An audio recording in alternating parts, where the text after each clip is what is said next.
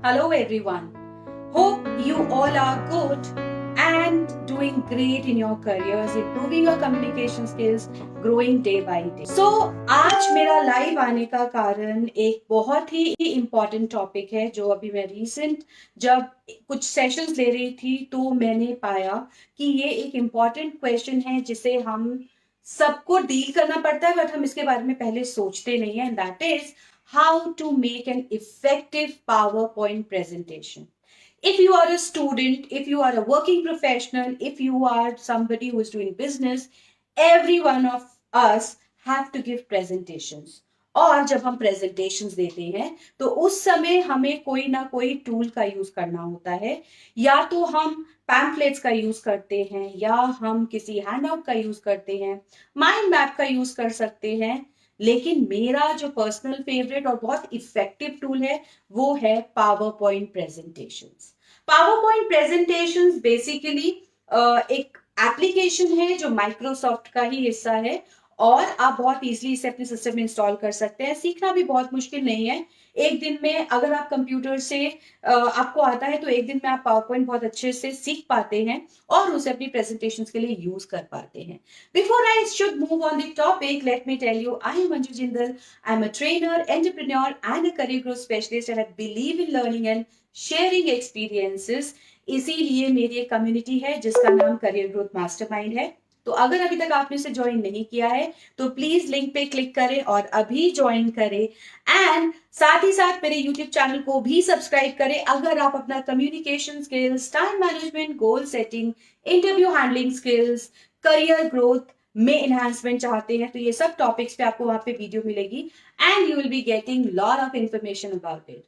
ये video and तक जरूर देखिएगा अगर आप प्रेजेंटेशंस बनाते और उससे डरते हैं तो, because I am going to tell you certain tips जिससे आप अच्छी प्रेजेंटेशंस बना पाएंगे। सो आते हैं आज के टॉपिक की तरफ, that is how to make an effective power point presentation. Now जब हम पावर पॉइंट को ओपन करते हैं ना थोड़ा सा ओवरवेलमिंग लगता है, but then we can easily learn it. So अगर आपको चाहिए तो मैं एक उस पर छोटा सा सेशन आपके लिए रख सकती हूँ। प्लीज कमेंट बॉक्स में डालेगा यस अगर आपको सेशन चाहिए तो। जब मैं पावर पॉइंट प्रेजेंटेशन बनाती हूँ, इवन किसी और पे भी प्रेजेंटेशन बना रही हूँ, सबसे पहली चीज जो मुझे ध्यान रखनी है वो ये है, remember who is your audience. कोई भी प्रेजेंटेशन मीटिंग कंडक्ट करने से पहले नो किसके लिए आप वो प्रेजेंटेशन बना रहे हैं, who is going to hear it out, who is going to watch it out. और अगर उसमें इनिशियल टाइम पे ही, शुरू की टाइम पे ही ऑडियंस को ये आंसर नहीं मिल रहा कि उनके लिए इसमें क्या है, तो वो आपकी प्रेजेंटेशन नहीं देखने वाले हैं। इस पॉइंट ऑफ व्यू से अपनी प्रेजेंटेशन बनाइए। तो सबसे पहले know who is going to be your audience, know their demographics, उनको क्या चाहिए, क्या उनके क्वेश्चंस है, ये सब जानिए। दूसरी चीज जो आपको जाननी है, choose the theme, colours and font very very wisely. Font readable होना चाहिए।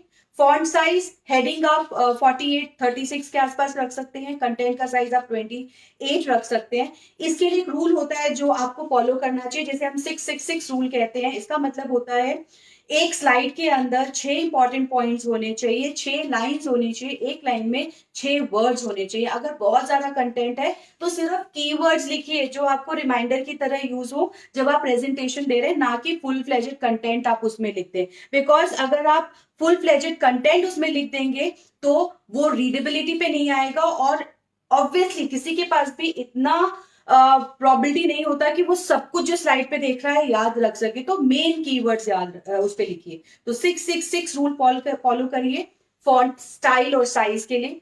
स्टाइल सिंपल रखिए, रीडेबल रखिए, बहुत ज्यादा डिजाइन स्टाइल्स नहीं रखने हैं। कलर और फॉन्ट आपने ब्रांड को ध्यान रखते हुए रखिए, जो आपका ब्रांड है उसको कलर को ध्यान रखते हुए रखिए। बहुत सिंपल थीम और सिंपल कलर्स के साथ जाइए। डार्क कलर है तो उस पर लाइट कलर से लिखिए, लाइट कलर है बैकग्राउंड में तो डार्क कलर से लिखिए। This is how it should be followed. जैसे लाइट ब्लू पे ब्लैक कलर आप यूज कर सकते हैं, ब्लैक पे व्हाइट यूज कर सकते हैं, रेड पे व्हाइट यूज कर सकते हैं, येलो पे ब्लैक यूज कर सकते हैं। इस तरीके से आपको फॉन्ट कलर्स का चॉइस लेना है। और ये जो ब्राइट कलर्स है ना, ये एक ही यूज होना चाहिए पूरी स्लाइड में, क्योंकि ज्यादा कलर्स डालने से भी वो अच्छा नहीं लगता है, प्रोफेशनल नहीं लगता। तो हमें प्रोफेशनल भी रहना है और हमें अच्छे से उसको दिखाना भी है। नेक्स्ट इंपॉर्टेंट चीज है, अगर आप प्रेजेंटेशन बना रहे हैं, don't overload your presentation with lot of presentation you can say techniques. उसमें बहुत ज्यादा एनिमेशन मत डालिए, ट्रांजिशन बहुत सारे मत डालिए, क्योंकि आप बहुत ज्यादा अगर ट्रांजिशन डाल देंगे तो वो कहीं ना कहीं लिमिट कर देता है, कंफ्यूज करता है ऑडियंस को भी। उतना ही एनिमेशन डालिए जो देखने में बहुत ज्यादा बेकार ना लगे या बहुत ज्यादा साईफाई नहीं लगे, क्योंकि ज्यादा साईफाई होगा तो वो भी लोगों को अच्छा नहीं लगेगा, बिकॉज आप अल्टीमेटली नॉलेज या डेटा प्रेजेंट कर रहे हैं, ना कि कोई मूवी दिखा रहे हैं। So lot of animations are not required. तो मैंने लास्ट पॉइंट आपके साथ डिस्कस किया अपने प्रेजेंटेशन में कि हमें एनिमेशंस बहुत सारी यूज नहीं करनी है। बहुत सारे यूज एनिमेशन करने का मतलब ये नहीं कि बिल्कुल भी नहीं यूज करना, थोड़ा बहुत एनिमेशन यूज करना है, बिकॉज वो आपकी प्रेजेंटेबिलिटी इनहांस करेगा, लुक एंड फील बेटर करेगा। तो बेसिक प्रेजेंटेबिलिटी बढ़ाने के लिए जो एनिमेशन यूज हो रहे हैं आप उनको यूज कर सकते हैं, ये बहुत इंपॉर्टेंट रहेगा। एक और चीज ध्यान रखनी है, during your presentation keep the time limited presentation. बहुत लंबी चौड़ी प्रेजेंटेशन ना बनाएं, उतनी ही बड़ी बनाएं जितना कि सामने वाले के पास टाइम है। बहुत ज्यादा डेटा उसमें इनकॉर्पोरेट ना करें, बहुत ही स्ट्रेट फॉरवर्ड पॉइंट्स होने चाहिए और सारे पॉइंट्स कवर करें अपनी प्रेजेंटेशन में। ये बहुत इंपॉर्टेंट पॉइंट है। अगर आप ये 4 से 5 पॉइंट भी अपनी प्रेजेंटेशन में फॉलो करते हैं, I can make sure the presentation will not only be effective, it will also be useful for the people who are watching it and who are taking your presentations. एक pro tip जो मुझे लगता है बहुत important है कि जब आपकी प्रेजेंटेशन खत्म हो जाती है, प्रेजेंटेशन खत्म होने के बाद मेक श्योर कि आप उसके हैंडआउट्स अपने ऑडियंस को, अपने लिसनर्स को, अपने क्लाइंट्स को दे रहे हैं, क्योंकि हैंडआउट देने से क्या होगा, they can go back to the points. और लास्ट जो स्लाइड होगी ना आपकी, उसमें आप समराइज अपने पॉइंट्स को जरूर करिए, बिकॉज अगर ड्यूरिंग द प्रेजेंटेशन कुछ मिस आउट हो गया होगा तो वो आप वापस से कवर कर पाएंगे अपनी ऑडियंस के लिए। और साथ ही साथ अगर कोई उन्होंने पॉइंट उनको समझ नहीं आएगा तो वो भी आप पूछ सकते हैं।